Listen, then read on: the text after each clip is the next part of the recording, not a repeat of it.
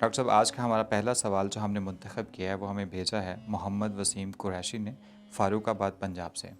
پوچھتے ہیں فاروقی صاحب، میں ساری زندگی غریبی کی چکی میں پستا رہا ہوں، اپنی ضروریات کو پورا کرنے کے لیے حلال اور حرام کو بالکل دیہان نہیں کیا، سب کے لیے تگودو کی ہے، گناہ اور نیکی کی کوئی تمیز نہیں کی۔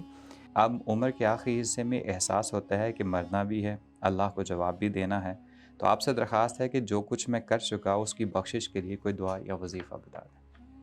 قرآن پاک میں بھی یہی اللہ تعالیٰ نے تعلیم دی ہے، فَاسْأَلُوا أَهْلَ الذِّكْرِ إِن كُنتُمْ لَا تَعْلَمُونَ۔ بے شک۔ تم ضرور اہل ذکر سے، یعنی اہل علم سے، جو اس کا ادراک رکھتے ہیں، قرآن و سنت اور اللہ کے احکامات سے آگاہ ہیں، بے شک۔ تم ان سے پوچھ لیا کرو گے تمہیں علم نہ ہو۔ ان کا سوال جو ہے اس میں 2-3 بنیادی جہتیں بنتی ہیں۔ سب سے پہلی جہت جو ہے، جو انہوں نے بیان کی کہ زندگی کا حصہ جو ہے وہ زیادہ غربت یا افلاس میں رہا، تو دیکھیں یہ اللہ تعالیٰ کی تقسیم ہے، کسی کو دولت دے کے آزماتا بے ہے، شک۔ کسی سے بے کمی کر کے آزماتا ہے، یہ اس کا ایک اصول ہے۔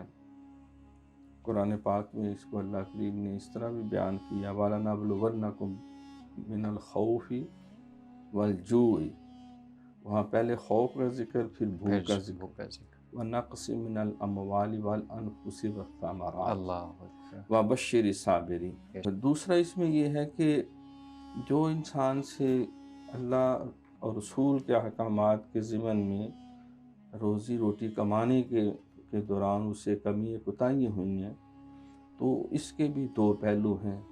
ایک حقوق اللہ کے حوالے سے کمیاں رہ گئیں، دوسری حقوق العباد کے حوالے سے کمیاں رہ گئیں، تو ان کو محض استغفار کے تسبیح پڑھ کے جو ہے وہ سب کو کمپنسیٹ کرنا، یہ غیر فطری سا بھی ہے، اور یہ عدل و انصاف کے تقاضوں کے بھی منافی ہے کہ ساری دنیا میں قتل و غارت مچا کے انسان استغفار کے تسبیح پڑھ کے بے شک۔ جو سمجھے کہ میں نے سب کو کمپنسیٹ کر دیا ہے،